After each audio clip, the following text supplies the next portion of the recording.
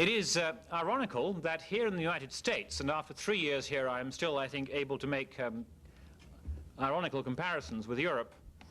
It's ironical that the process of secularization, particularly in public life and public institutions, should have proceeded so much further and faster than in most European countries, despite the fact that the church attendance rates here in the States are something like 10 times as high as in the major countries of Western Europe. We find ourselves in Europe and in North America at a unique point in history, at a time of profound cultural shift, as whether our churches are full or whether they are empty, our public life and our institutions, not least our professions, are becoming emptied of the distinctive commitments which have characterized them for so long. And of this, there is no better example, of course, than medicine. For one thing, despite its pagan roots, the Western medical tradition has been profoundly suffused by distinctive Christian values. The pagan Hippocratism out of which it grew was reconstructed in the light of the Christian revelation and was one of the most distinctive elements in pagan antiquity which the early Christians decided not to abandon but to reuse, having set it within the new framework of Judeo-Christian monotheism. Again, as first in the field, medicine continues to play a defining role in our idea of what it is that makes a profession. As goes medicine, so goes the professional ideal, in self-discipline, in the bundling of value and technique, in the distinguishing of compensation from mere contractual reduction.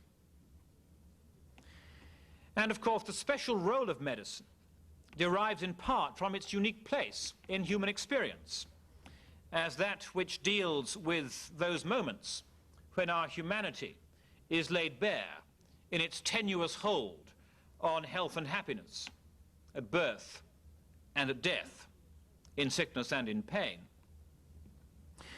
Medicine is handed down to us as an exercise constituted by distinct moral commitments. To be precise, there are certain highly specific ethical commitments, and as their context, there is a general characterization of the profession as a moral enterprise. That is the legacy of the early marriage of Hippocratic paganism and the Judeo-Christian tradition. And if we are motivated to look around us, as I hope we are, at the benefits, cultural benefits, which we have inherited from the Christendom centuries, a good case can be made for finding in the humane medical tradition the jewel in the crown. As a result, what happens to medicine is fraught with a special significance for our society and its values. What happens to medicine, of course, is that which is most closely related to the idea of what it is to be human, which lies at the heart of all our liberties and of all the goods with which our culture has bestowed us. So a shift in the idea of what it is to be human, a refashioning of the image of humankind in the light of the post-Christendom culture and the post-Judeo-Christian assumptions, is perhaps the most traumatic of all the implications of our emergence into the new cultural social situation in which we find ourselves, which we may refer to as post-modernity or by some other term. Recognition of the culture crisis in which we stand has issued in the development of the discipline of bioethics. This term, of course, something of a neologism, coined in the early 70s, to stand for a discussion which even then was only 20 years old, a discussion at the interface of medicine, law, biology, philosophy, theology, and you can carry on yourself, at the interface of these various disciplines, where they came in contact with the distinct question of what it is to be human and what it is to be healthy and to be sick. Among evangelicals, it is a striking fact that the major engagement in this discussion has been limited to the one area of liberal abortion. Here in North America, of course, there has been one of the most significant features of recent political history was that particular engagement on the part of the evangelical community. North America, of course, has been the home of mainstream and generally secular bioethics. Had it not been for North American scholars and institutions, as an academic discipline, it would hardly have merited the consideration which it does now worldwide.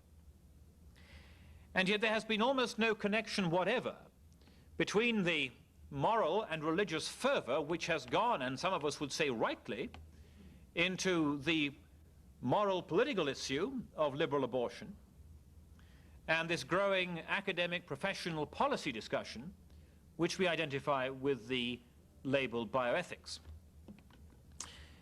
The bioethics establishment, of course, has been generally contemptuous of the pro-life movement. Pro-life movement, responding perhaps in kind where it has recognized the serious academic professional policy debates going on, although by and large not recognizing them at all. And those of us who over the last 10 or 15 years have sought to raise money, of course often the bellwether of commitment, to raise money for the kind of engagement in which we find ourselves today, evangelical perspectives on bioethics, have discovered how the level of interest on the part of pro-life organizations, good work they have been doing, but not this, as on the part of other funding bodies among conservative evangelicals in the bioethics agenda, has been vanishingly small.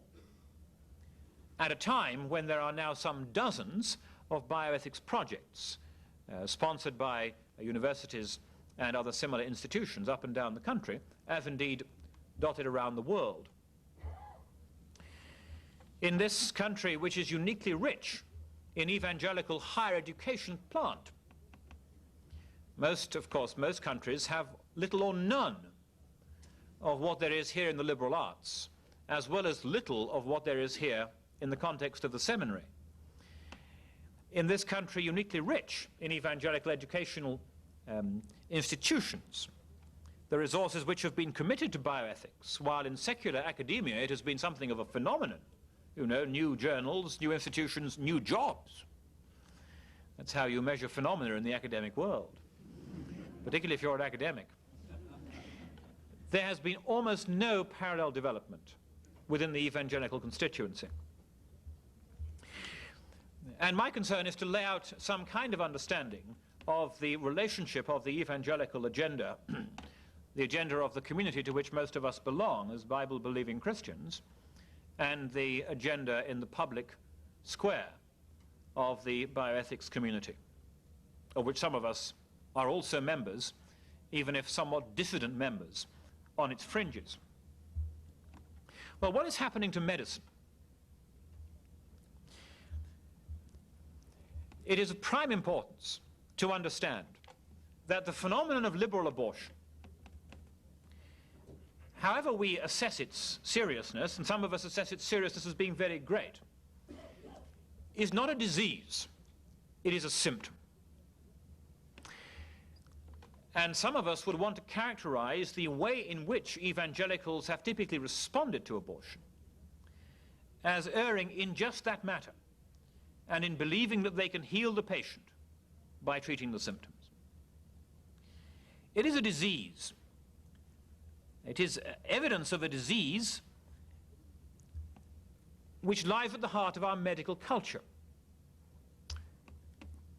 Antipathy toward abortion, of course, has been a plank of the Western medical tradition for 2,000 years. Though the man, Hippocrates, is shrouded in myth, He obviously lived, although as one of the standard reference texts says of him, he was the most famous clinician of antiquity of whom almost nothing is known. Whether or not he wrote the oath which bears his name, he seems to me there's good reason to believe he may have, although it isn't in the Bible, so it doesn't worry me. Whether or not he wrote the many volumes of the so-called, with unintended irony, so-called Hippocratic corpus, as the writings of Hippocrates and his school are known, the school which arose out of this pagan and probably Pythagorean physician who had distinctive philosophical religious reasons for doing the kind of medicine he did, this school of medicine was adopted in the first Christian centuries, as indeed in the first Islamic centuries, and which came to have a not dissimilar role within Judaism. It was adopted as a pattern for distinctively Christian ethical practice in medicine. And from that day until just a generation ago, as Edmund Pellegrino, whose name some of you will know, most distinguished and unusually conservative professor at Georgetown, as Edmund Pellegrino has recently noted, that until around 1960, this tradition was pretty much fixed. Pellegrino talks about there being 4 periods in bioethical history. The first period lasts from classical antiquity until around 1960. We find ourselves in the culture crisis in medicine, itself sparked, of course, by a broader culture crisis in our generation, at the close of the Hippocratic centuries. And for all, there have, of course, been divergences during that period. For all, we aren't seeking to paint a golden age view of medicine until a generation ago. There was extraordinary fixity in medical values, particular medical values, and even more important, there was extraordinary unanimity in the notion that medicine was constituted by a marriage of values and skills. And in both of these facets, in the particulars and in this marriage of value and skill which constituted and gave its extraordinary moral power to our medical tradition, in these two, and in the withdrawal from them both, we see the crisis in our medical culture, which is itself to be seen as the root of this diseased system, of which liberal abortion, the most dramatic, but merely one of the symptoms. Now, in the place of that Hippocratic blending of skills and techniques,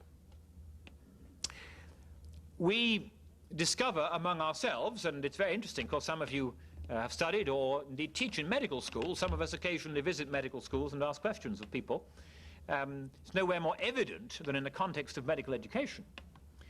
But in place of that understanding of Hippocratic skills and techniques blended together in the profession of medicine, we find ourselves in a situation of increasing reduction of the medical enterprise to the practice of certain particular skills. Even though there are many in medicine who would resist such a reduction, once the marriage of skills with these particular values, which seriatim one by one are being disowned, the sanctity of life being chief among them, once the marriage of medicine with these particular values has begun to come apart, the notion that we can define medicine any longer as a marriage of skills and moral commitment becomes increasingly hard to maintain. So that for all the goodwill evidenced by many in these discussions, for all their concern to maintain some kind of covenantal notion of the medical enterprise, the cultural logic is against them. And the shift into a mere technical reduction of the medical enterprise seems to be an inevitable one. It is hard, of course, particularly in the context of the pluralist self-understanding of the new society into which we are emerging and of which the medical culture is an epitome. It's hard within that context for us to be able to claw back at some notion that there are consensus values which themselves, married to the skills, constitute professional practice.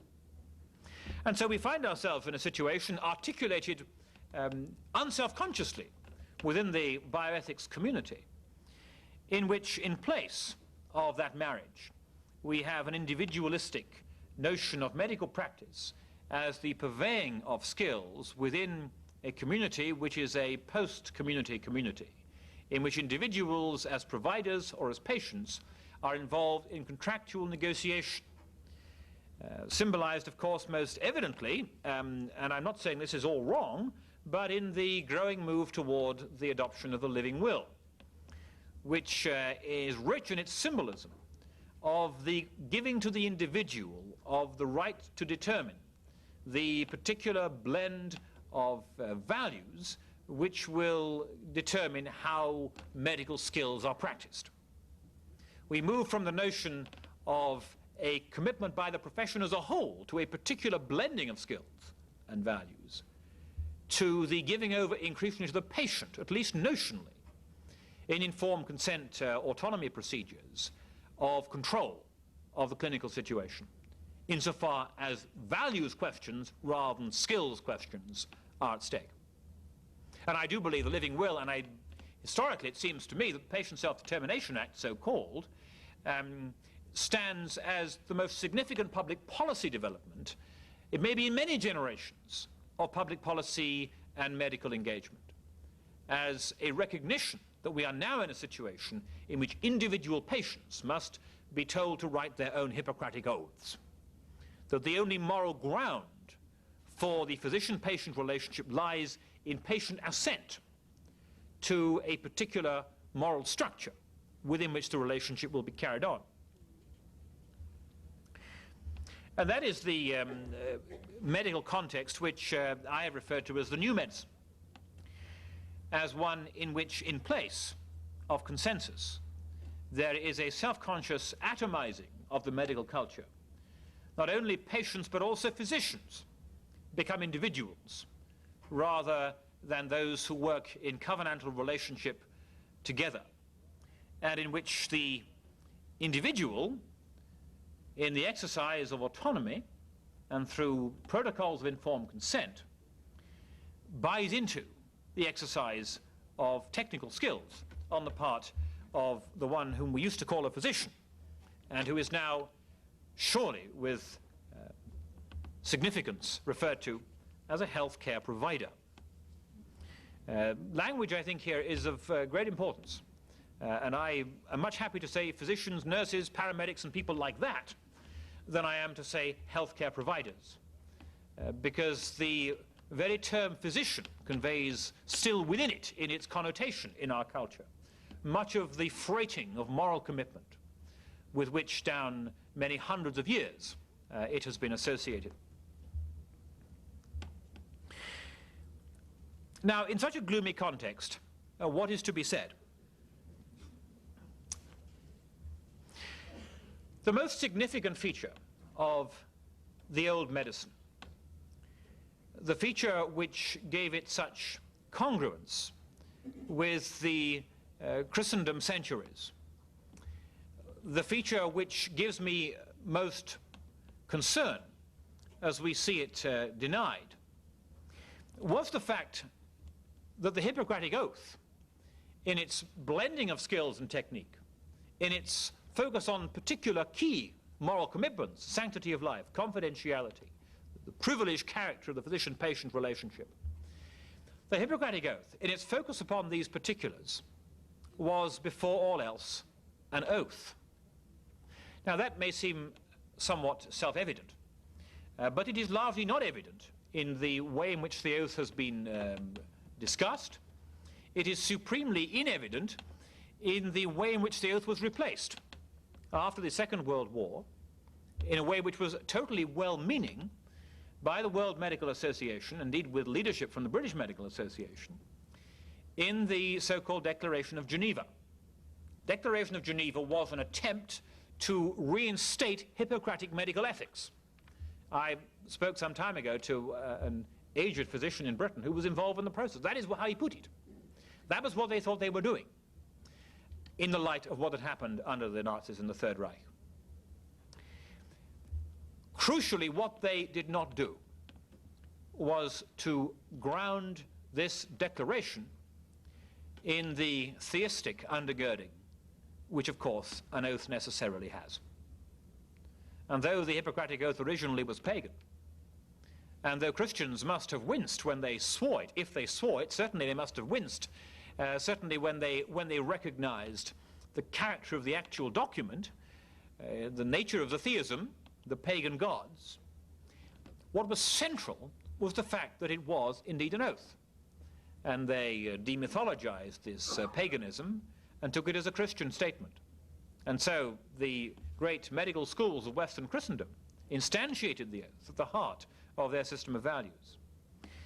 The oath was an oath. It placed the horizontal relationship of patient and physician in the context of the vertical relationship of patient and physician and their God. And the vertical relationship, the Hippocratic covenant between the physician and his God, locks in place the horizontal values. And so the other covenants, and it seems to me there are at least 3 covenants in the oath, this dynamic covenantal character of Hippocratism, to me at least explains how it has lasted 2,000 years and more, and given such a stamp to the Western medical tradition, that its shape, even now, a generation, if you like, after we have begun to question that tradition, remains still largely intact. The interlocking covenants of the physician and his God, of the physician and the patient, of the physician and the profession, these 3 interlock in the consulting situation and have given the most distinctive character to the Western medical culture. And in the removal, all unknowing, as I believe it to have been, of the theistic dimension, and who knows what they couldn't do in the 1940s, the symbolism is rich. We have dispensed with the theistic grounding, as we have, of course, in the rest of our ethical construction in public policy, in professional policy in the West. And we have instead moved to a merely horizontal set of relationships, which are in principle, therefore, negotiable. An oath is non-negotiable. They're negotiable, they have therefore been negotiated. And it seems to me the symbolism of the living will is of the ultimate step toward recognizing that in every particular case, the informed consent procedures institutionalize the atomizing of the culture, the withdrawal from the notion that there is such a thing as good medicine, that there is such a thing as a consensus value system within which physician and patient can come together, the abandonment of the notion that there is anything other than a mere exercise of individual preference in the moral dimension to medical practice. What is there that we are to do in response? This is, of course, a somewhat thumbnail sketch of a highly complex situation. And there are many points at which I would heavily footnote statements which I have made. And for that you may well call me to account in the moments for questions we have later. Our response, first of all, and this in a sense is what is most central, is to grasp the systemic character of the problem. I don't know how many hours and how many dollars have been spent addressing the politics of the abortion question, and I have spent them myself. But we have to begin to spend dollars and hours addressing the systemic collapse of the Western medical culture. Because if abortion is but a symptom, who knows what lies around the corner? As the Pandora's box of the Human Genome Project is opened, we can scarcely imagine what the questions will be, let alone what their answers will be given within the framework of public policy in this country. We must recognize the systemic character of the collapse of the medical culture. But we must, of course, do more than that. We must engage, it seems to me, in a twofold task toward the rebuilding of our medical culture. We must first of all engage in the development and maintenance of a distinctive Christian culture. Medicine, perhaps more than any other feature of our public life, has been common to Christians and non-Christians within our cultural tradition. That was recognized and it was established in the early Christian adoption of Hippocratic ethics. It was no mere sectarian, religious view. It was a public view of medical values which, if you like, was baptized into the church. We have to dislodge, to disconnect ourselves from a commitment to a unified medical tradition, as that tradition now, in its departure from that consensus and from any consensus, makes it impossible for us to maintain the distinctives of our Christian vision. And so it seems to me we will see, whether we like it or not, those who understand what is going on building an alternative medical tradition in contrast, increasing contradistinction to the main line. By medicine, of course, I speak about the range of medical professions and ancillary professions. I speak about public policy questions. I speak also about the scientific component, in that increasingly medicine is concerned with matters which are not themselves matters for MDs, in the whole development of in vitro and the genome project and so on. We must self-consciously seek to shape an alternative medical tradition, given that the mainline tradition, in which we have invested so heavily, is departing from the place where once it was.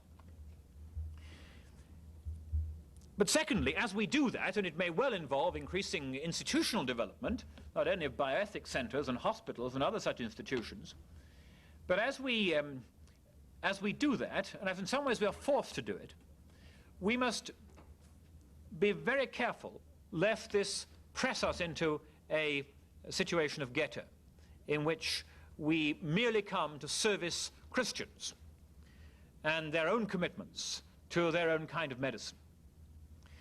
We must do this in such a way as to leave us as dissidents within the main line. They must not be able to forget us, whether we are physicians or theologians or bioethicists or merely patients, as of course we all are. We must do it in such a way as to ensure there is a thorn in the side of the main line, in order that what we may believe to be the excellence of this alternative medicine, of distinctively Christian medical practice, harking back to and building on and taking further the excellences of the Christian Hippocratic tradition, in order that we may show that the excellence of alternative medical practice is attractive, not simply to those who come to this practice for reasons of personal conviction, but indeed to all those who seek humane medical help, because of course it is this kind of medicine which is actually appropriate to human nature as we believe it to be. And yet, of course, that is what we believe happened in the case of Hippocrates. The Hippocratic revolution in medicine in the Greece of late pagan antiquity was just that. It was the development of a distinctive dissident medical tradition. It was the development of what has been called, the oath has been called, a manifesto for medical reform. It was the offering of an alternative package in which patients were told, you can come to this physician if you wish. He will not do abortions. He will not do euthanasia. He won't get involved in physician-assisted suicide. But, as the oath says, he won't exploit the consulting situation for reasons of sexual gain. He won't exploit the information which is gained in the consulting situation. He, and of course then it was simply he will have a privileged commitment to the consulting relationship, which will always go beyond the mere contractualism of fee-for-service. And so from its very beginnings, Hippocratic medicine has been medicine on a sliding scale, medicine with a pro bono element built into it, medicine practiced in the context of what has been called Hippocratic philanthropism. As we look back to the origins of this medical tradition which so impressed the first Christians, we look back to a situation in which there was a revolution and in which what then was a new medicine came to triumph. As the excellences of this humane medical tradition came to appeal to those who sought medical help. And we may yet believe that as we nourish and maintain a distinctive Christian medical tradition, as we ensure that we do it in such a way as to form a springboard into the public arena and to offer a thorn in the side to those who would claim that the other medicine is a better medicine, we may yet believe that in the providence of God, this medical tradition will itself lead to a new revolution, to a new reinstantiation of Christian Hippocratism, and that in the grace of God, we may be enabled to play our part to bring that about. Thank you. Having sat under the teaching of Stuart Briscoe for many years in Milwaukee, I always have trouble saying something in any argument or any response to someone that speaks in an English accent. But I will try for a few minutes. I think the Christian scholar's challenge in the post-consensus society, as Nigel Cameron so eloquently has defined for us, in his book, The New Medicine, he goes on to talk more about exactly what kind of society this is. I think the Christian scholar's challenge is to reverse this trend toward devaluing human life. Bioethics, he argues, even in comparison with the general moral drift in Western society, is peculiarly secularized and owes little to our tradition. I think that's true. It's of all the secular things that one might call secular in the modern medical school, for instance, bioethics is studiously so. I've worked with people who are strong Christians, strong Jews, and find that in the debate, our faiths do not come up at all. He laments the rise of autonomy as really the dominant value in bioethics. And he points out that autonomy can be used in a subtly coercive way, especially at the margins of life, beginning and end, and alluding also not only to abortion, but to the specter of legalized assisted suicide. He worries about the lack of rigorous evangelical scholarship. And I think that's one reason we're all here, is to increase the rigor of scholarship, share our ideas. And I think that that's an important concern. And he argues that for the modern doctor, patient autonomy and a legalistic contractual ethic displace the higher Hippocratic oath. I mean, we've got the modern Hippocratic oath is a corporate version of the oath. I actually acknowledge his basic premise. I think we are losing sight of life's value in many ways, not just in medicine, but in the rest of our culture. And I think our wisdom has been outpaced by technology. But as a Christian clinician, I'm not as convinced as he is that bioethics and autonomy with it, in terms of what it's representing, are as pervasive or persuasive in the clinical arena. I mean, as I listen, I almost think of the words of the famous Groucho Marx, who said, "The future ain't what it used to be." For all the rhetoric on assisted suicide and euthanasia, the data suggests that physicians still resist the idea of personally giving a lethal injection.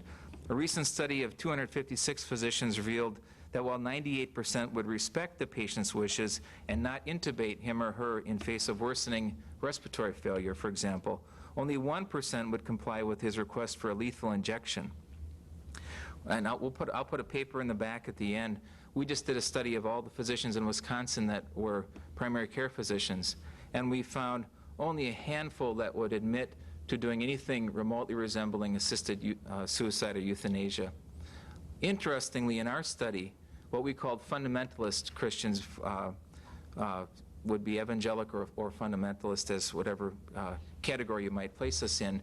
There, fundamentalist Christians and Catholic Christians were the two groups that stood out as people that resisted doing anything resembling assisted suicide in our scenarios that we gave them. And other religious groups were much more likely to. Interestingly, also in our study, we found that general physicians were more likely to consider assisting suicide than specialty physicians. Interestingly, in our study, people were concerned about ethical issues as well as was this legal? Would suicide be legal? So actually, I guess I would argue in my time that we physicians prefer a clinical ethic, maybe that is the Hippocratic ethic, to a new bioethic. We are by nature empiric, science-based, actually highly conservative as a group, highly suspicious of the pronouncements of bioethicists in the newspapers and other places. And we are very worried about taking advice from people who don't know a hematocrit from a hemostat.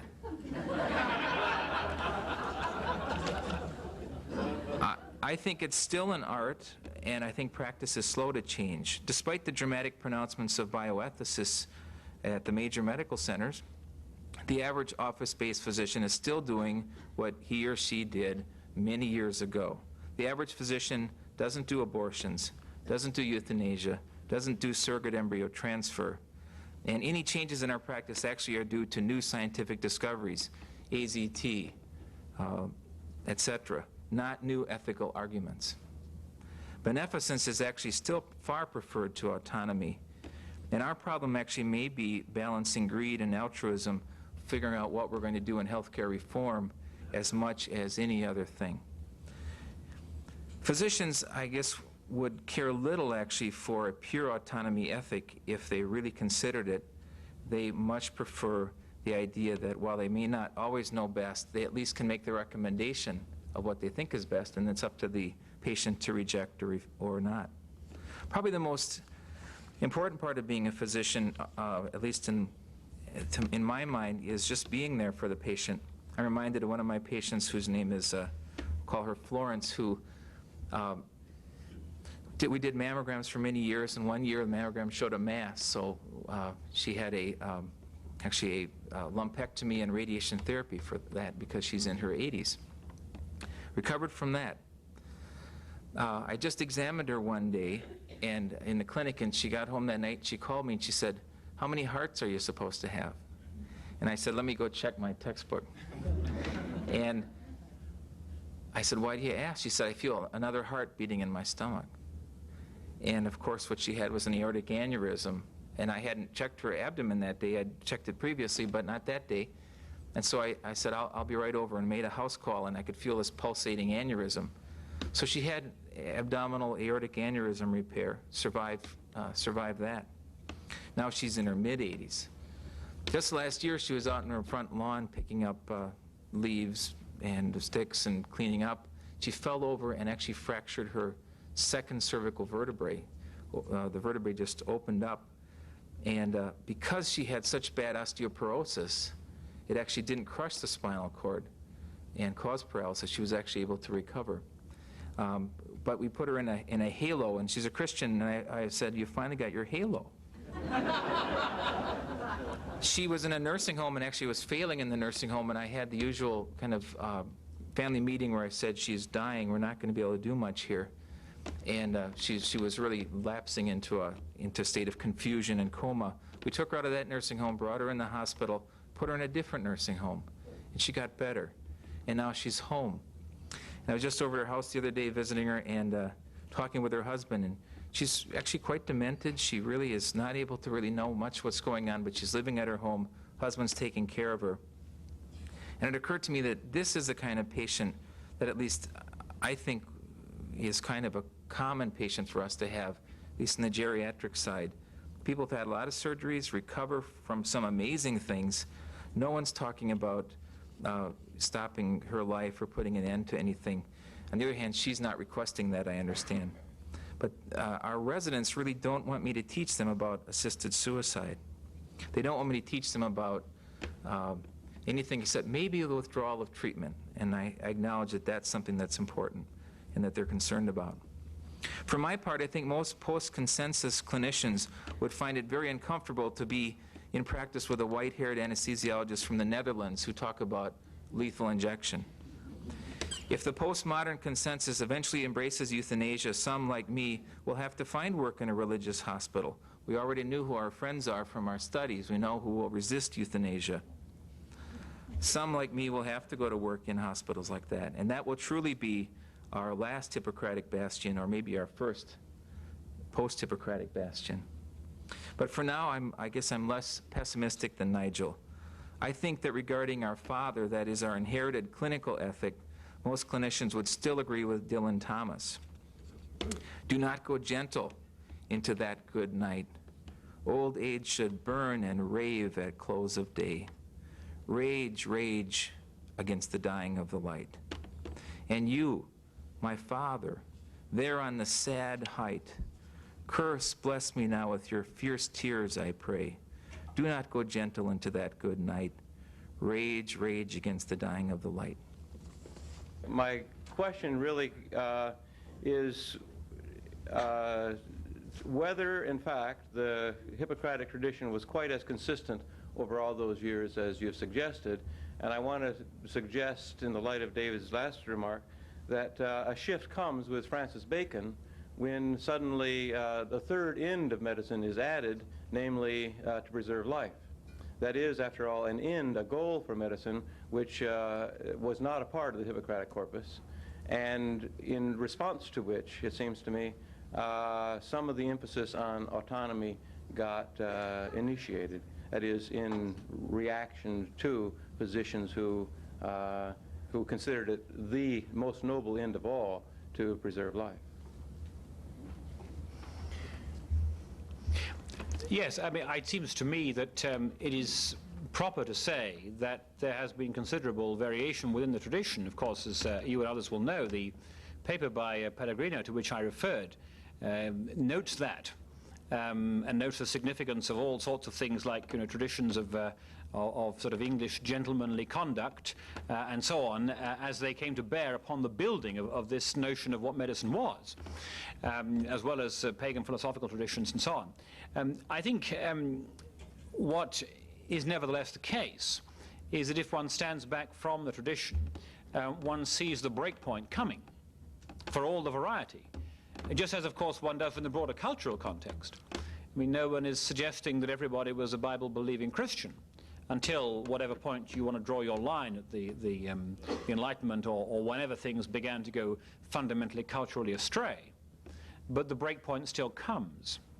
I think on the second point, it seems to me part of the difficulty with the sanctity of life tradition, which I do take to be Hippocratic, is that it has often been misunderstood as requiring some kind of excessive investment in the preservation of life.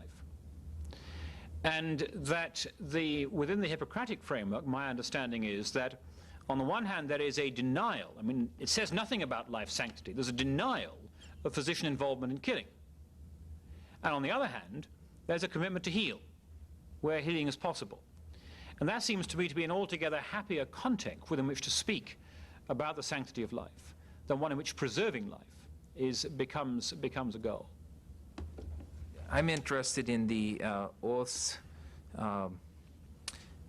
what seems to me the importance of the physician as treating life and honoring life and respecting life, but also acknowledging when that end point comes. And I actually see our residents and our students caring a lot about the art of modern medicine to some degree is knowing when to stop.